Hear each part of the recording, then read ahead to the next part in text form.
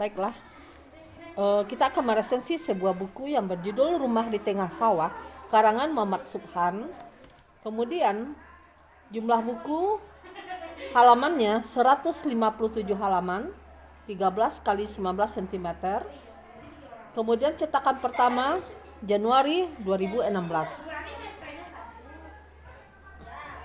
Buku ini mengisahkan tentang kisah seorang anak kecil yang bernama Agam yang hidup di Medan.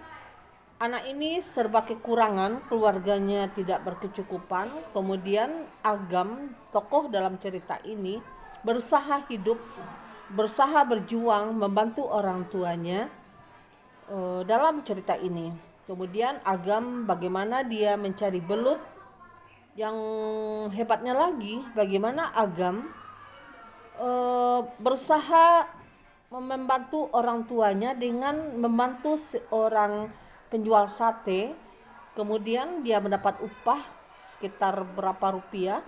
Kemudian emak yang penjual sate ini menghadiahkan 2 tusuk sate sebelum Agam pulang. Tetapi hari berikutnya Agam tidak mau lagi menerima 2 tusuk sate itu.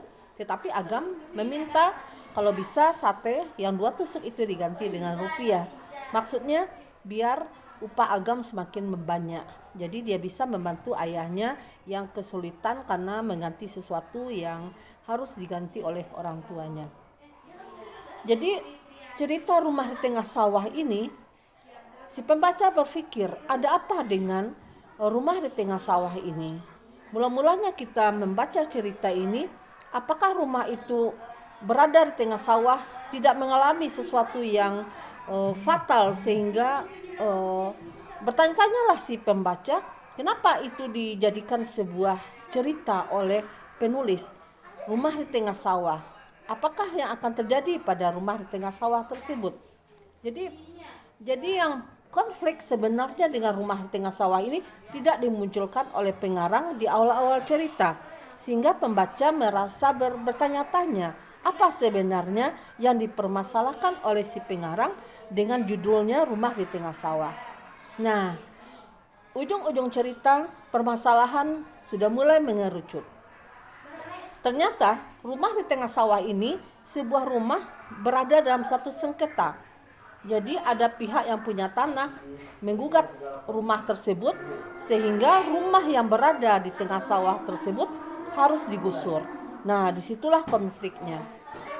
Konflik yang terjadi dalam cerita yang diangkat oleh pengarang Rumah di Tengah Sawah ini. Kemudian karena rumahnya digusur, akhirnya Agam beserta ayahnya harus pindah. Nah, jadi di sanalah letak permasalahannya. Mereka pindah dan ayahnya akan memboyong keluarganya ke Medan gitu ya. Nah, disinilah si pengarang menceritakan mungkin kisah hidupnya sehingga mereka bertangisan ketika si Agam ini pindah. Di sebuah sekolahnya dia sangat mencintai guru bahasa Indonesianya. Kemudian dia berpamitan dengan kawan-kawannya dan ibu gurunya. Terjadilah sebuah tangis haru karena Agam akan meninggalkan sekolah dan rumahnya. Itulah yang diangkat dalam sebuah cerita ini. Cerita ini sebenarnya sangat sederhana, hanya mengangkat kisah hidup Agam, seorang anak kecil dan dengan kemelut keluarga, dengan kekurangan, bagaimana dia hidup dengan teman-temannya, mencari belut, main layang-layang, kan hal yang biasa yang diangkat oleh si pengarang.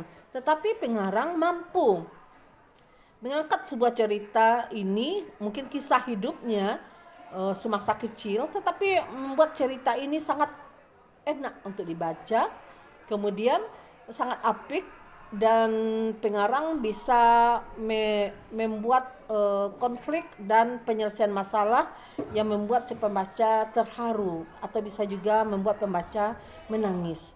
Itulah yang dalam isi cerita Rumah di Tengah Sawah ini. Namun ada juga kelemahannya, pengarang agak minim dengan konjungsi. Banyak sekali menggunakan konjungsi sembari, harusnya divariasikan. Jadi jangan monoton, itu saja